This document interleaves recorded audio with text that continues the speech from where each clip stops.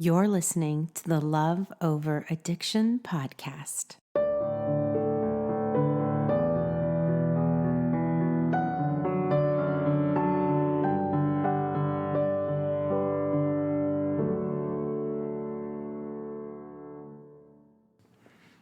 Hey, I'm so glad you're with me this week. I am proud of you that you have chosen to put yourself and your healing first. It takes real dedication and real courage to listen to this podcast. And so if you have not already told yourself that you're proud of yourself and that you've congratulated yourself today, make sure you do that, because it's important to recognize that you are incredibly different. Most people like to stay stuck, like to keep their head in the sand and deny that they love someone suffering from addiction. And the fact that you are different means that you are going to get better. Means that the way that you feel today, if you came here and you're listening to me and you're feeling sad, or you're feeling hopeless, or you're feeling angry or confused, all of that is normal, and all of that is temporary. The people that will be still feeling that way in a year or 2 years from now are not the type of people that I attract into this community. They're not the worker bees like you are. So it is going to get better. I promise you. You might not feel better tonight.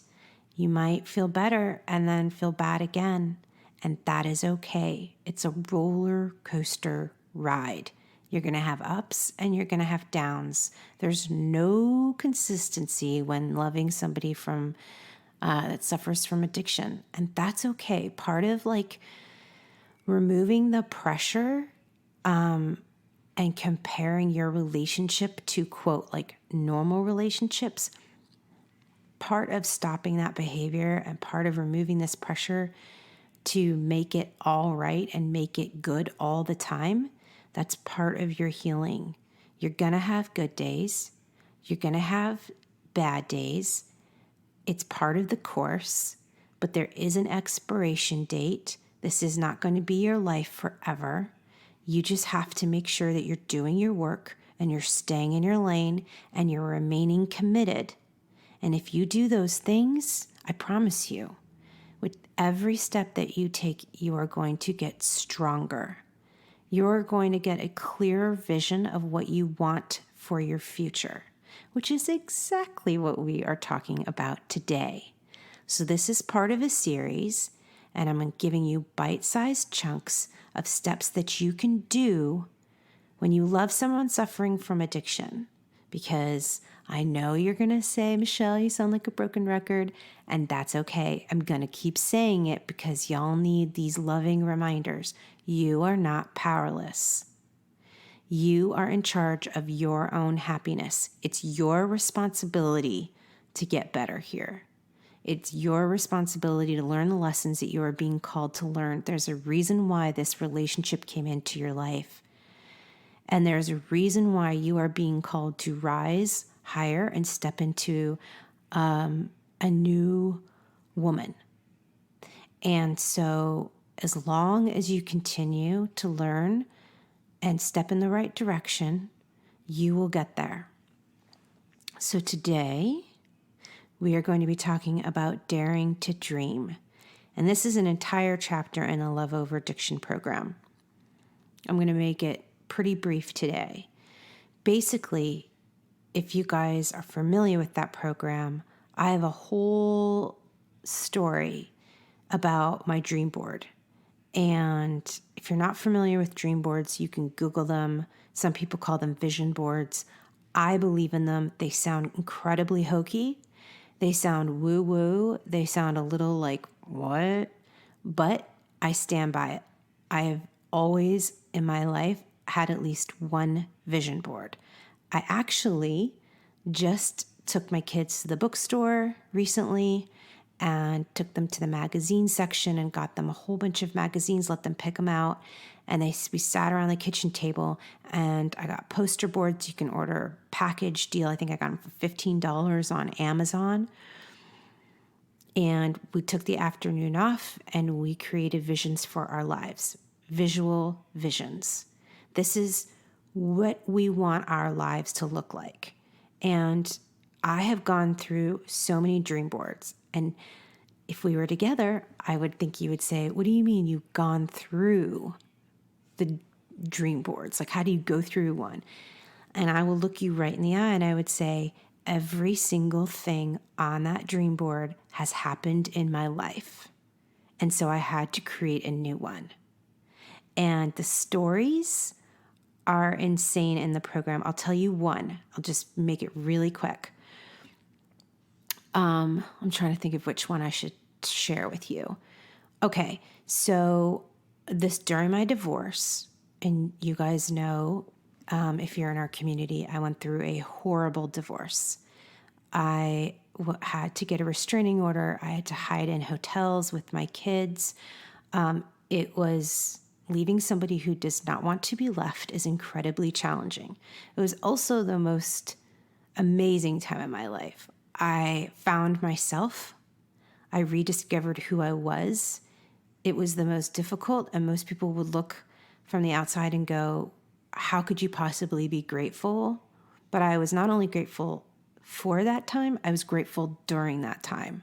Like, incredibly grateful, because I had people show up in my life to help me who I never thought I could. It's not that I thought I couldn't count on them. It's that I didn't think I had anyone. I didn't have any friends. I didn't share with my family what was really going on. So during this time in my life, when I was going through my divorce, it occurred to me that every single year, and there was 10 of them, that I was with my loved one, I had always either envisioned a life with him together, or I had placed all of my dreams on hold just to focus on trying to help him get sober. I forgot to ask myself the really important question, which is, what do I want? What do I want? I not only forgot to ask myself that question, I didn't even know when I first asked myself that question what I did want. I was so out of touch with myself. So I thought, okay, I'm leaving. I'm finally taking this courageous act to start a new life. What do I want this life to look like? And it became incredibly exciting and liberating and freeing to think about, oh my gosh, I have 3 young kids and I don't have a job and I don't have much money, and how am I going to start this? But I know that I'm resourceful, I know that I'm ambitious, and I know that it is fun to dream. So I had so much fun figuring out where I wanted to live and what did I want my kids to be doing and what values and morals did I want them to have and what did I want to drive and what did I want to do for work. So I took a week to really go through magazines and books and cut out my new life, to design my new life. And one of the homes that I had cut out was like this really beautiful white house with like a tire swing in the front hanging from a tree. And it just looked really quaint. It looked pretty small, but it was just perfect. And I thought, yeah, that looks like me in my new life. It was nothing of what I had. It wasn't similar to anything where I'd ever lived before. So fast forward, I think it was 4 years later, and I was married to Brian, and we were raising our kids together, and we had, there's 8 of us in a 3-bedroom home. So it was a lot. So Henry, our baby, was sleeping with us in a crib in our bedroom, and 2 of the girls were sleeping in the same room, and 3 of the boys were sleeping in the same room. So it was time. So we were remodeling. We didn't want to move because we loved our house so much. And we lived on this beautiful street, great neighbors. So I started interviewing architects to build on to our existing house. And I'm sitting in the kitchen interviewing this man who I didn't know anyone else who'd used him, but I loved his website. There was something about his website, the colors that he used, the branding, that just felt like it resonated with me. So I'm interviewing him in my kitchen and I'm asking all questions. And he hands me a binder and it's his portfolio of homes that he's worked on and he's built of his clients. And I'm sifting through it and these houses are gorgeous. And I get to one of the very last pages and I look at the house and I think, gosh, that seems familiar to me. I've never been there, but I don't know where I've seen this before, but I know that this house looks familiar. And then it dawns on me and I run back to my office and I grab my dream board that, I carry it around with me like from room to room sometimes. So it was kind of beat up. It was 4 years old. And I show him and I say, this is your house. And it turns out I was interviewing the man who built the house that was on my dream board without knowing it. And I have 3 more stories just like that about that one particular vision board that are like, you got to be kidding me stories. So here's the deal. They work.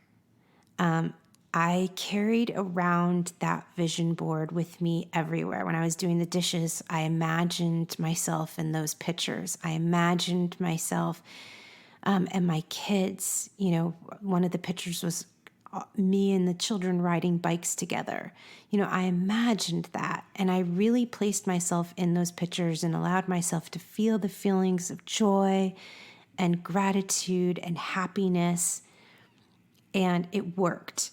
And it not only worked because it allowed me to kind of step outside this very, very chaotic, traumatic time in my life and allowed me to step into this pretend place of peacefulness, but it also allowed me to get very specific about what I want.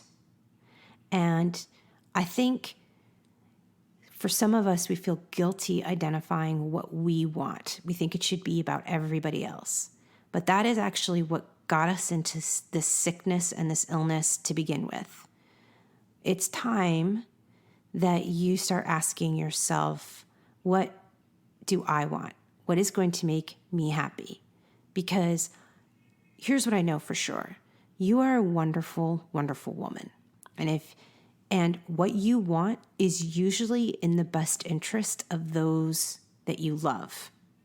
Like what I wanted on my vision board also benefited my children. I'm not a selfish human being. So what I identified for them is something that they would probably really enjoy too. And some of it had things, most of it had things to do with them. And some of it just had things that were just for me. And that's okay too. Because when I am filled up with love and gratitude and I am filled with joy, I am such a better mom than if I'm walking around on empty and resentful and have nothing left to give because I haven't given myself anything. And you guys know what I'm talking about. When you've come back from a good walk or time with a friend, or maybe for me, it's writing, and like I love to write, and I stop writing and I transition into motherhood. So I go from working to motherhood.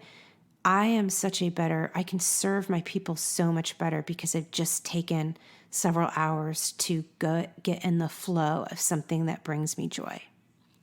So if you have been like me, where you've been placing all of your eggs in the wrong baskets, if you have been the type of woman that has been putting all of her self-worth, all of her hope all of her joy into other people and into other things. It's time to stop that. And it's time to ask yourself, what do I want? Dare to dream.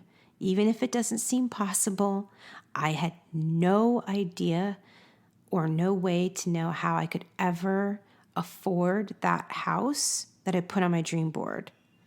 But somehow, some way, I was connected to that house. So dare to dream. It's scary. It might feel selfish, but you can do it. And it's really, really great when you are in your future and you are presented with the idea of making choices. You can go back to that vision board and say, does this align with what I want? And if it doesn't, then it's an easy choice and it's no. I hope you found that helpful, and I'll talk to you next week. Hey there, it's Jo, and before we go, I have 3 quick things. Number 1, to get started on your vision boards, we're featuring a guide sheet this month all about dreaming. Get your free guide sheet by going to loveoveraddiction.com/August.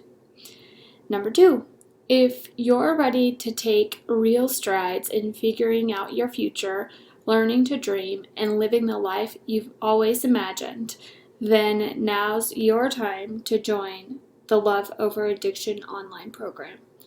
Go to loveoveraddiction.com/LOA. And lastly, number 3, be sure to subscribe to this podcast wherever you listen to podcasts so you'll never miss an episode. All right, that's it. We'll talk to you next week. This podcast is created for your support, encouragement, and entertainment with Michelle's personal thoughts and beliefs. From one woman to another, all bonded together by the fact we love someone suffering from addiction. This is not intended as a substitute for therapy or advice from a professional.